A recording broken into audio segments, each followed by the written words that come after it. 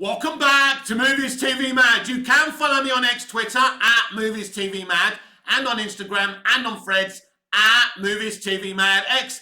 A very warm welcome to Thursday's edition of the Movies TV Mad Daily. On today's show, we're going to talk Nathan Fillion because he's exposed the timetable of James Gunn's Superman.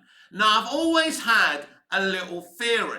Now let's rewind to the history of James Gunn's Superman, because it goes way before David Zaslav and DC Studios. And I've always had a theory about this. I think it's an accurate theory. I think I'm right. And what Nathan Fillion has basically said about the timetable of his casting of Guy Gardner in James Gunn's Superman movie is starting to make sense. So let's go back to the very, very beginning. So let's just talk about, I won't quote him, but I'll just tell you what Nathan Fillion has said about the casting of him playing Guy Gardner. He said he was told after he finished filming James Gunn's The Suicide Squad that he would be playing Guy Gardner in Superman. That's a very, very interesting thing to say, because that now kind of gives us a better picture of what actually happened. So this would have been way before David Zaslav came on board. This is way before DC Studios had been implemented, way before James Gunn had been announced as co-CEO of DC Studios. So what's the truth of this situation? I've told you the truth of this situation. It's a theory. I can't prove it. But this is what I've always thought. This is what I think. He was fired by Disney for those very, very problematic historical tweets. He then was approached by WB. But what was he approached to do? Well, it's very, very interesting, because his version of the story, I think, is between truth and fiction. He says he was told that he could do anything in the DC universe. But he also says that he was asked to write a Superman movie. Now, he claims he said no to that, and he chose to do the Suicide Squad. So while he was making the Suicide Squad and promoting and marketing the Suicide Squad, he very boastfully said that, basically, that he turned down the opportunity to write a Superman script to do the Suicide Squad movie. I believe this is half true and half not. It's not really a lie, but let's say it's flirting with the truth a little bit. So this is what I think actually happened. I think he was approached to write a Superman movie. He was probably not sure, because he knew that maybe it was a bit above his ability. But WB had liked his CBMs and liked the fact that he's very popular in terms of a guy who makes CBMs. The public like him. They like his 3 Guardians of the Galaxy movies. Now, at that time, he made 2 Guardians movies. One that everyone liked. The second one still made a hell of a lot of money. But not everyone kind of enjoyed the sequel as much as they did the first movie. So I believe they approached him. Not to say to him, you can do anything you want. I think they said to him, if you agree to write a Superman movie at some point, then you can do whatever you want first. So I think he tentatively agreed. Now, I think they probably said to him, we want you to write and direct a Superman film, and he probably said no. Because in the early days, James Gunn didn't want to direct a Superman film. Again, probably he thought he wasn't capable of doing it. Because making Superman movies, unless you're Dick Donner, has been a career graveyard. Let's look at Bryan Singer. He was everyone's favourite director when he did The Usual Suspects, X-Men 2. Then he did Superman Returns. It wasn't the film a lot of people wanted it to be.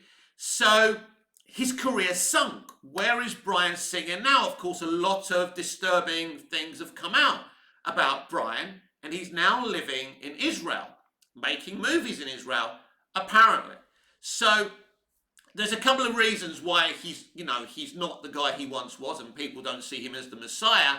But Superman Returns pretty much sunk his career. Zack Snyder directed Man of Steel, Batman vs Superman, both Superman films.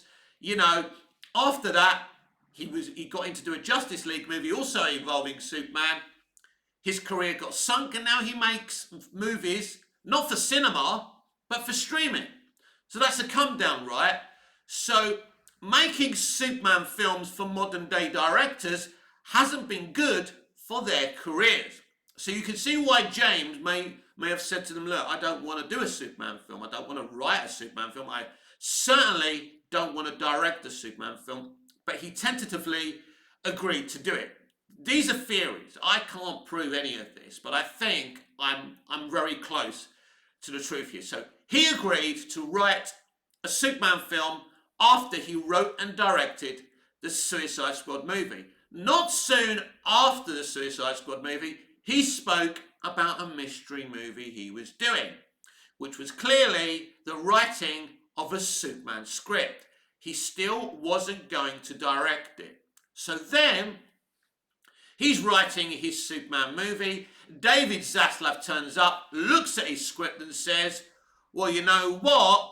I maybe want you to run DC Studios. We're creating these studios. We want you to be a co-CEO with Peter Safran. How about it? I like your script. Why don't you just run the studio as well? Why don't you run the creative arm of the studio? The offer was too good not to do, not to accept. It was, what comic book guy, what nerd like James is, would refuse to do that?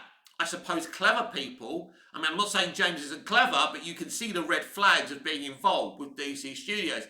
If it's a disaster, if this Superman film is a disaster, then his career is sunk, which basically, I wouldn't say Zack Snyder's career is sunk. He's kind of survived better than Bryan Singer did after making a few Superman-themed movies. But yeah, it isn't good for the career making a modern-day Superman film. Because here's the thing. Superman 78 and The Wizard of Oz are two of the greatest achievements in cinema. There's a reason they made Oz the Great and the Powerful and they're doing a Wicked movie, but they won't touch Dorothy. Because no one's going to better that. No one's going to deliver a better performance than the iconic Judy Garland. That's why they don't touch it. But WB have tried to make Superman movies because they own the IP. He's a huge character. Why wouldn't they? But they know it's virtually impossible to better Superman 78. And as much as I love Superman Returns, warts and all, as much as I love Man of Steel BVS and Zack Snyder's Justice League, in terms of the general audience, they haven't bettered Superman 78.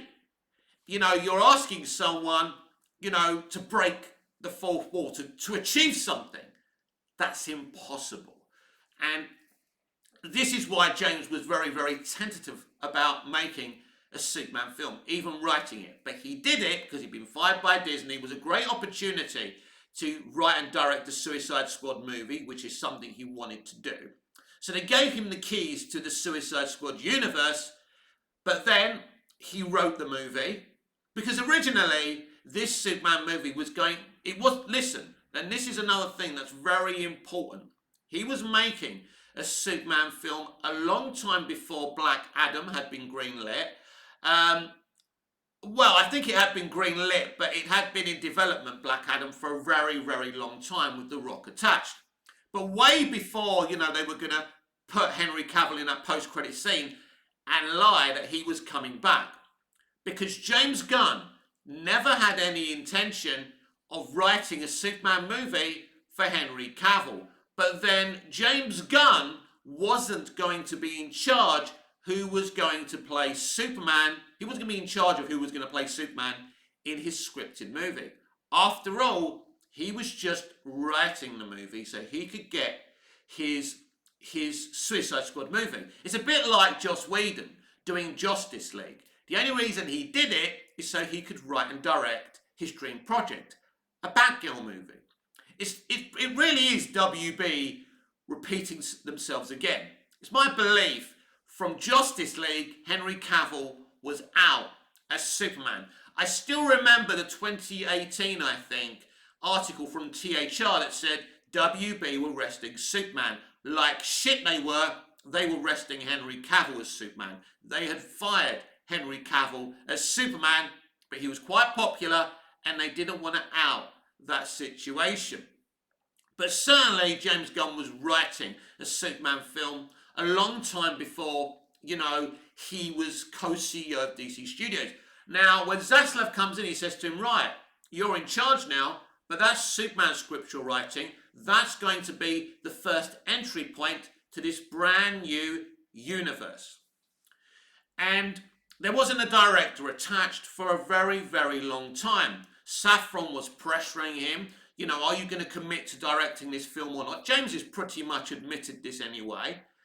And he wasn't sure if he wanted to commit, he said, 2 years of his life to maybe a film that he's not really that into. All of a sudden, he's a big Superman fan, of course. So he never really wanted to direct this movie. I stand by it. I'm not saying his movie is going to be bad.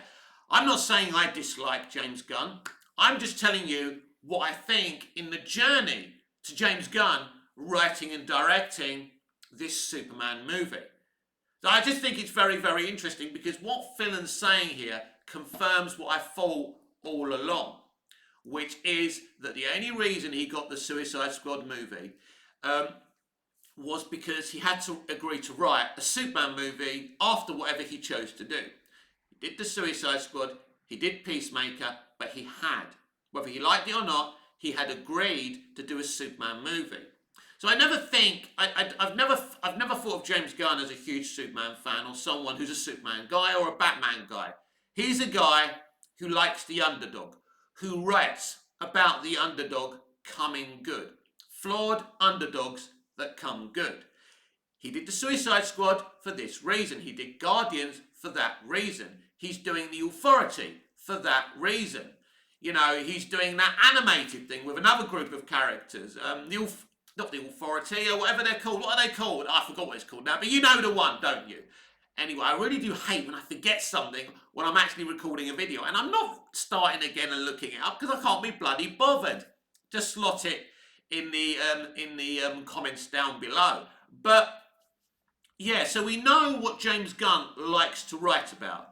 We know what James Gunn's strengths are. And this is why I've always said, and this is not to be disrespectful to James, but as a writer-director of comic books, comic book movies, and one series in Peacemaker, actually a second series now, is in development.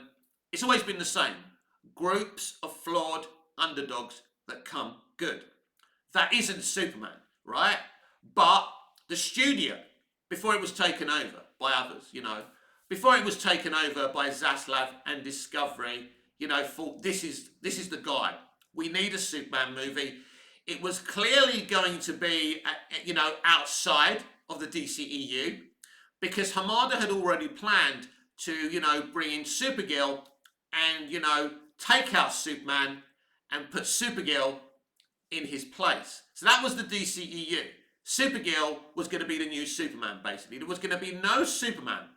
Not only was Gunn writing a Superman movie, we already know that Abrams and Ta-Nehisi Coates were developing a Black Clark Kent Kal-El, Last Son of Krypton Superman movie. So 2 Superman movies were in development. This is very, very interesting and important to understand in the road to James Gunn's written and directed Superman film. Gunn was writing a Superman film and Abrams was developing, alongside Ta-Nehisi Coates, social justice warrior, Ta-Nehisi Coates, another black Superman movie. So we were clearly going to have a white Superman movie written by James Gunn and then they were going to do the Ta-Nehisi Coates J.J. Abrams film as well, which is actively still in development, which doesn't mean we'll ever see the movie. But it is interesting that that movie hasn't been cancelled by James Gunn. I think it's because it's above his pay grade. He's not allowed. He's not allowed to cancel the Batman and force Matt Reeves to bring that Batman, that Robert Pattinson, into DC Universe. He's not allowed. He would like that to happen. He don't want those Joker movies. He don't want the Elseworlds. He wants one universe, right? But he's inherited it. He has no choice. And I know a lot of people disagree with me about that, but this is what I believe. And again, I'm just a guy who's barely watched by anyone, but I believe I have a lot of experience, you know, from inside the industry. I understand the industry. Nobody believes me. And that's fine. I'm just, you know, pressing record and speaking. But all I can do is tell you the truth, how I see it. And, you know, this is opinion-based. This is theory-based. But I believe I'm very close to the truth here. So let's let's nail down what I believe went on here from the beginning. James Gunn had to agree to write a Superman movie to get his dream project of a Suicide Squad movie. He agreed to do that. After the Suicide Squad, in between doing Guardians 3, he was writing a Superman movie, which he wasn't committed to directing. There wasn't a director attached. And then that Superman movie became part of this brand new DC universe, with James Gunn being a co-CEO of a DC Studios. So it's interesting when you look at the history of this movie. It's become, I don't know if it was always going to be how James Gunn envisioned it when he first started writing it, when he first arrived at WB, or it's changed. That's a very interesting situation. But we are where we are now. And this is all because, you know, I saw this on X Twitter. I saw what filon said and I thought, we've spoken about this before, of course, I understand. But it's important that you all understand the history behind this movie. And the reality is that the people who were running WB back then that are truly still running WB. Now, clearly Hamada's gone somewhere else, is it Universal, whatever. You know, but people like Emmerich are still hiding in plain sight. And it's important for everyone to understand that those are the people who brought in James Gunn. It's no coincidence that Peter Safran, whose production company was co-producing the DCEU movies, I think from Shazam onwards, mostly. I don't know if there's one or two that he didn't make, but certainly, Safran was, involved before. Now, I like Safran. He comes across as an intelligent guy when he talks about, I've said it before, when he talks about these movies in, BTS and some of the stuff I see on my physical media. He looks like a good guy, but they all look, of course they look like good guys when they're talking publicly. But he seems like he knows what he's talking about and what he's doing. But he's been involved in problematic DCEU movies. He's part of the problems of the DCEU, of trying to fix the DCEU with Hamada, who didn't really have a plan. It was just about making cheap DC movies and hoping they would make a profit. Now, his name was attached very first of the first Aquaman film, but he had very little to do with that film. It was really Shazam that was his first movie, and it must have been Hamada who brought in Peter Safran's production company, the Safran Company, or whatever it's called. I think it's called the Safran Company Group, or whatever it's called. It's a production company, a little production company. So that's where he was involved. It must have been Hamada that brought him in, and he stayed there. So he's part of the Hamadaverse, which doesn't exist anymore. So I've always tried to make you aware of all these things. Again, not because I hate James Gunn, not because I have some kind of grievance because Henry Cavill's not his Superman. I don't hold grudges. That's not who I am. I'm here to, talk about my love of entertainment, of story, of the art form, but also clue you in on what's going on. Because there's no point me shilling, $1 trillion, multimedia companies. It's ridiculous. I'm a fan like you. We're on the same side. We want to see great entertainment. We want the entertainment industry to teach each other, treat each other, and us in the right way. That's what we want. That's what we're all fighting for. Well, I hope that's all we're fighting for anyway. So I'm here to clear away the mist on whatever we are talking about. This is what happened. This has been the road to James Gunn's, first of all, called Superman Legacy. Now he's dropped the legacy to Superman. And I'll remind you again, there's also another Superman movie in development from J.J. Abrams and Ta-Nehisi Coates. Now, at this moment, I don't know what to tell you if that film's ever going to happen. My gut feeling says no, but then I have to ask the question, why is it still in active development? I think my knowledge of the industry would tell me it's all about money. I think there's a lot of things with the J.J. Abrams Bad Robot WB deal that still haven't been settled. And until they come to some kind of financial settlement, I think that film will remain in active development. And what happens to that movie, as I say, is above James Gunn's pay grade. Because as I say, if it, from the outside looking in, I think if it was up to James Gunn, there will be no Elseworlds. There'll be nothing but his DC universe. Because everything else will complicate things for him. Because he's trying to tidy up this situation. Whether he'll be successful or not is another question. But this is what he's attempting to do. So his Superman film has been in development for a very, very long time. Before Zaslav, before Discovery took over and merged with AT&T.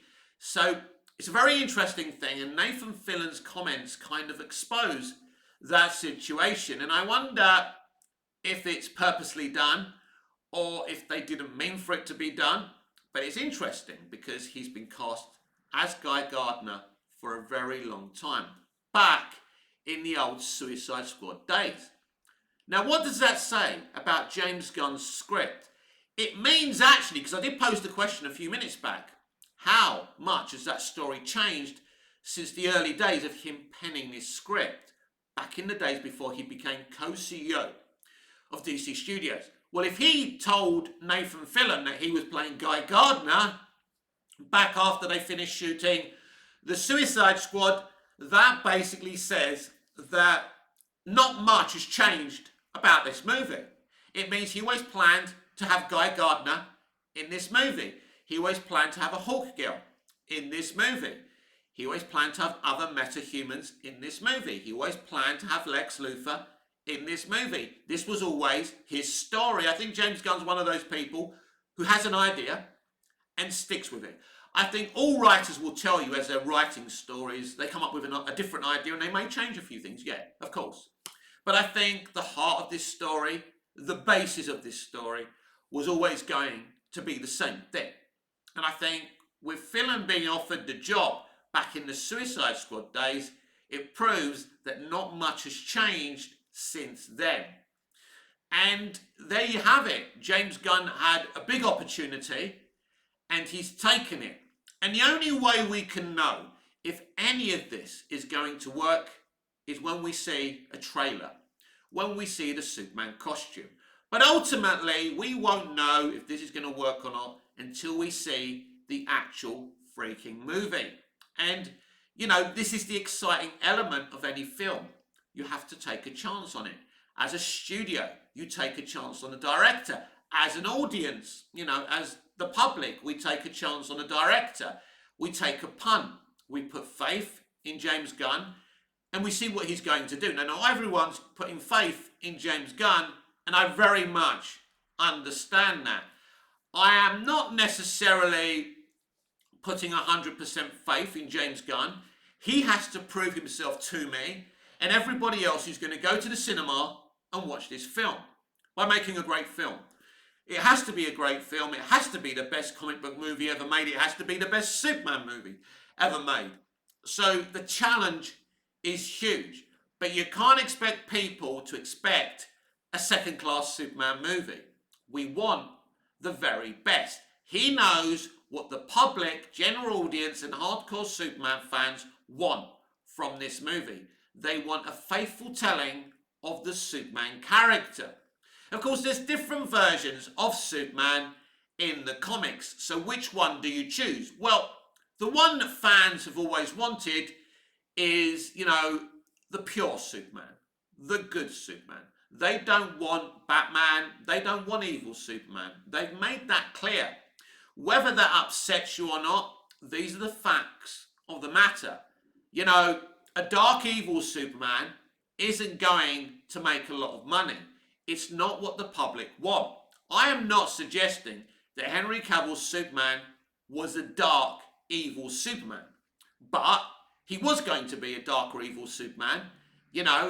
We saw it in the flash forward in BVS in the nightmare footage that we saw.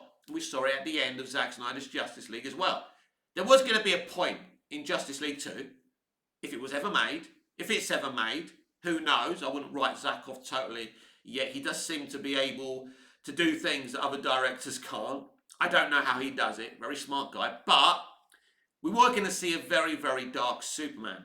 And I just feel that the studio won't allow it anymore. We need, an inspirational Superman. That's what the studio want to give. That's what the fans want. I think most people are on the same page. I'm sure a lot of Snyder fans, if not all Snyder fans, are not on that page. But they are not the majority of Superman fans. They're Superman fans. They matter.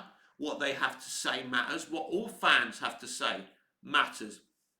But with millions of fans around the world, you can't listen to them all. And you have to listen to the majority. And the majority of Superman fans want, this pure-hearted, inspirational character. And I think that's what we're going to get. He's clearly a good writer. He's clearly a very good director. Whether he can pull this off or not is, a mystery. And clearly, even he had some doubts, and this is why he didn't want to direct the movie. Because if you're just writing a movie, your name's attached to it, but it isn't your picture. Now this is James Gunn's picture, because on the credits it's going to say written and directed by James Gunn. Now that kind of automatically tells people it's pretty much his picture. Even if you're just directing the picture, you're not writing it. In the public's mind, and I think the studio's mind, you're not so responsible. But I think if you're writing and directing a picture, it's yours. It's your vision. So this movie now has totally become the property of James Gunn. It's his vision. Nobody else is going to get blamed for this but him. Yeah, Zaslav will get some of the blame if it doesn't work out. We don't know. I'm not saying it's not going to work out. But that's where the blame is going to be. That's whose door the blame is going to be at. Now, if it's a great movie and he makes a lot of money, he takes the credit. So, it's no pain, no gain at the end of the day. You've got to take responsibility. And if you take responsibility for what you're doing, which James is doing, by the way, it's his movie. He knows it's his movie. He knows what's at stake here. We all do. This is Superman. This is one of the most biggest, most famous, iconic characters. And it's very rare because, Superman 78 is an iconic film that's inspired so many people to become directors and about an iconic character. So that's very, very rare. So however many people make Superman films to this point, and there'll be people making Superman films after we've gone, they're always going to be judged by that film. That will be the pinnacle. But maybe, if James Gunn's film is that good, who knows, maybe his Superman film will be the new Superman 78. As a writer-director, that's what you aspire to create something so special that people say that is what you need to look to. That it's, it's the concerto. It's Mozart's concerto. It's the piece of music. It's the piece of art that people look to do better. And this has been the problem with Superman. Superman 78 is a very difficult film to outdo. The Wizard of Oz is a very difficult film to outdo because they made these films before computers, before sophisticated VFX. they broke their backs making those movies. And all it takes today to make a movie is push a couple of buttons. And that's not me being flippant. It's the truth. It's easier today to make a film than it was for Dick Donner or the people who did Wizard of Oz. The impossibility of doing what they did with both those films. And now, cinematography means pressing a few buttons. VFX today means pressing a few buttons. Of course, they do some physical effects, but it isn't as difficult or as challenging to make an effects movie as it once was.